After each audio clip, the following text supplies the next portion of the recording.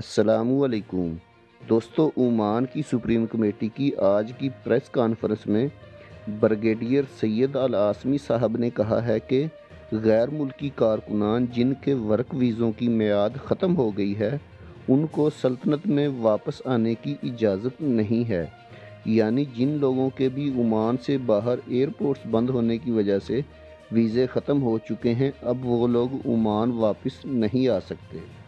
Brigadier अल आसमी साहब ने मज़ीद बताया कि फ़िलहाल नए वीज़ों का इजरा मुअत्तल है और फैमिली वीज़ों के लिए ओमान में दाखिला सिर्फ़ उन लोगों के लिए दस्तयाब है जो ओमान का जायज़ रहायशी वीज़ा रखते हैं।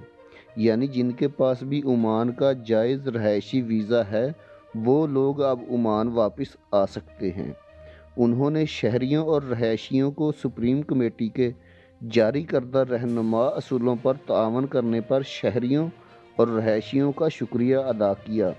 उन्होंने कहा कि अगरचे नकल मकानी पर पाबंदी की खिलाफ वर्जियों और मास्क ना पहने हुए लोगों के कुछ मुकदमात दर्ज किए गए हैं, लेकिन हम खिलाफ वर्जी करने वालों से मुतालबा करते हैं कि वो सरकारी इस्तगासा में मुंतकिल होने से कबल जुर्मानों की अदायगी में तेज़ी लाएं।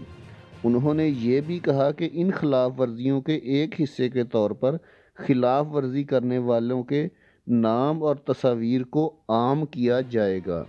दोस्तों, वीडियो बनाने का मकसद आप लोगों की रहनुमाई करना है।